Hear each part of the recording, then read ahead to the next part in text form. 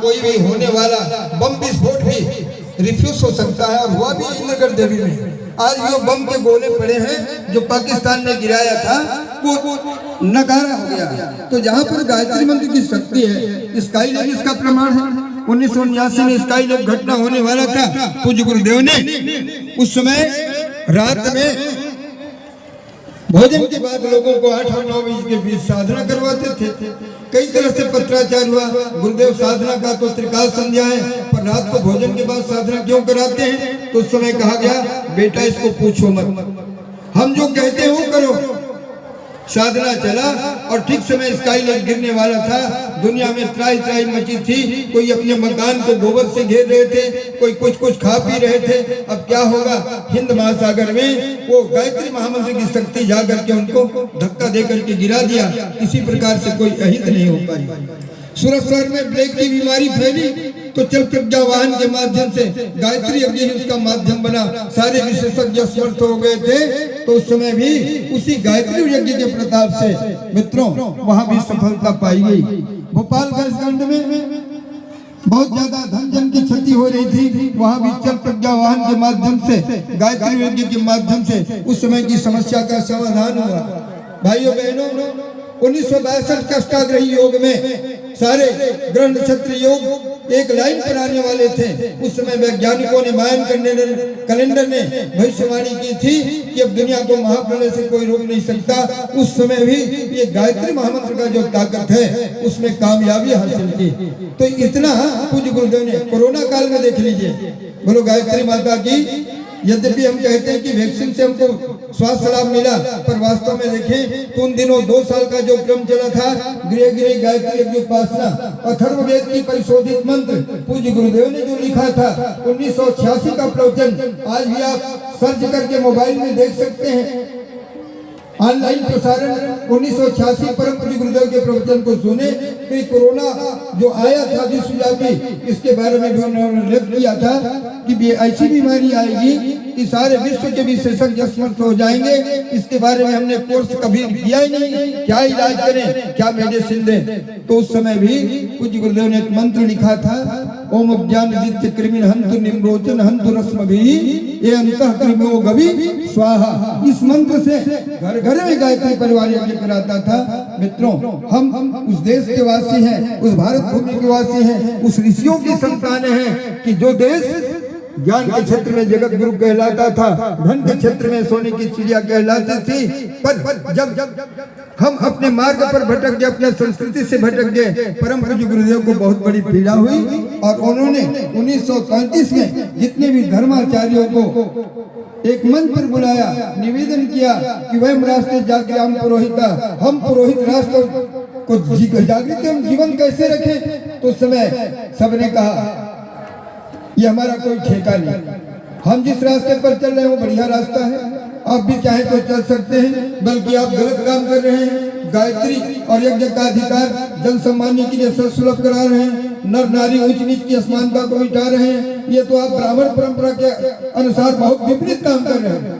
तो पूज्य गुरुदेव ने कहा, आप नहीं मानते तो एक नया ब्राह्मण पैदा करेंगे, गायत्री मंत्र की दीक्षा सबको देंगे, नया ब्राह्मण पैदा करेंगे और उसी ब्राह्मणों के माध्यम से इस देश धर्म संस्कृति को ऊपर उठाएंगे। और आइए, जितने भी 20-24 करोड़ गायत्री परिवार के ब्राह्मण, घर घर में ब्राह्मण किसको कहते हैं? बोलो गायत्री माता की। कोई जाति विशेष नहीं होता, ब्राह्मणत्व पर किसी का अधिकार नहीं है। इसलिए ब्राह्मण उसी को कहते हैं जो ज्ञान अर्जित करता है, लोगों को ज्ञान देता है, यज्ञ करता है, यज्ञ करवाता है, दान देता है, दान देता है। गायत्री परिवार अपने लिए कुछ काम नहीं करता। मित्रों, आपके गांव में गायत्री परिवार हो या ना हो, पर बाहर के गायत्री परिवार के लोग आज आपके लिए सेवा के लिए बैठे हुए हैं। इस पर आपको चिंतन करना है, उसी ज्ञान की परंपरा को पुनः प्रवाहित करना है। भाइयों बहनों, बात तो बहुत कुछ है पर समय बहुत कम है। हमारे यहाँ का जो एजुकेशन, गुरुकुल की परंपरा, the standard of education has been going now ये डेज। आज शिक्षा का स्तर इतना गिर गया, इतना घटिया हो गया कि हम शिक्षित तो हैं पर हम जान नहीं पाते हम कौन हैं, हमारा धर्म क्या है, हमारा कर्म क्या है, हमारा राष्ट्र क्या है, हमारा जाति क्या है। अनेक धर्म में, अनेक जाति में हम बढ़ते हुए चले गए। एक कवि ने लिखा, क्या लिखा उन्होंने? शीर से ऊंचा छाती नहीं होता, राष्ट्र से ऊंची जाति नहीं होता। यदि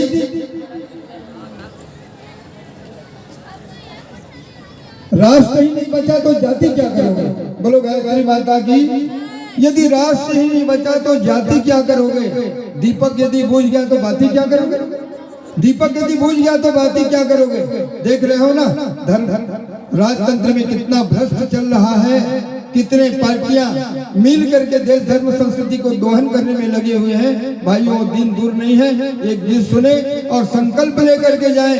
हमें फिर से धरा पर ज्ञान की गंगा बहानी है, जगत विख्यात भारत की सपूतों की कहानी है। हम उसे अजीत सिंह, जोरावर सिंह, जुझार सिंह, फतेह सिंह, गुरु गोविंद सिंह को याद करें और अपने देश धर्म संस्कृति के लिए जिन्होंने त्याग और बलिदान के रास्ते पर चलकर अपने प्राणों की बाजी लगाई थी, हम अपना समय तो लगा दें, हम थोड़ा सा अपना अंश मात्र तो लगा दें, हम धन्य हो जाएंगे।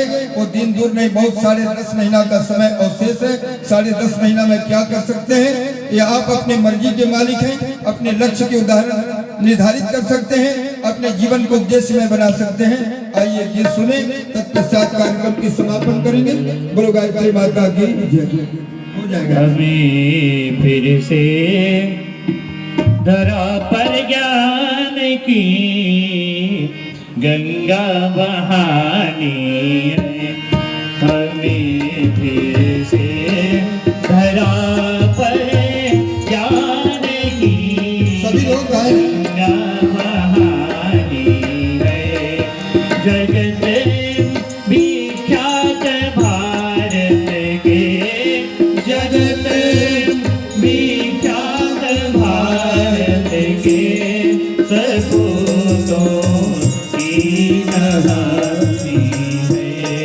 हमें फिर से धरा पर ज्ञान की गंगा बहानी है। हमें फिर से थोड़ा गाय तो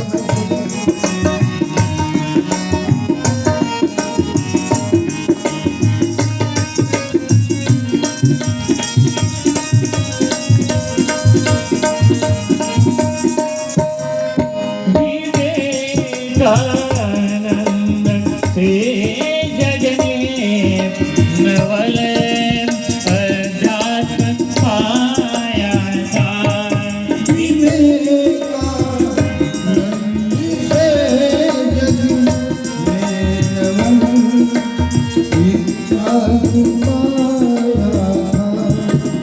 सोया कर्म दर्शन राम तीरथ में जगाया था।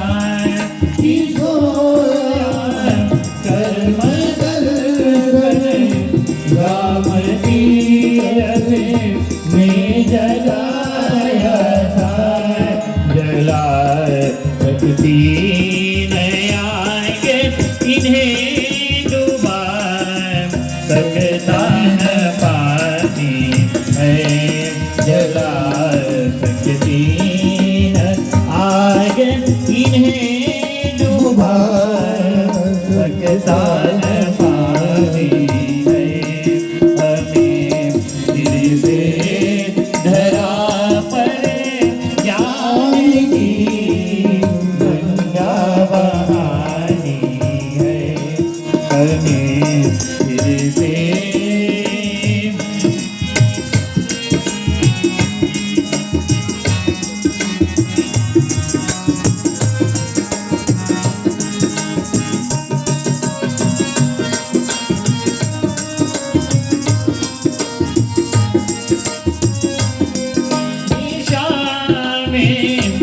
उर्वशी को मार कहे इस भूमि का अर्जुन।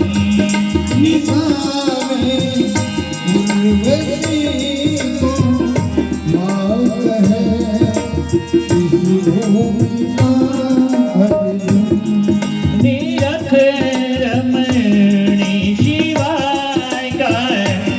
रात्रे बार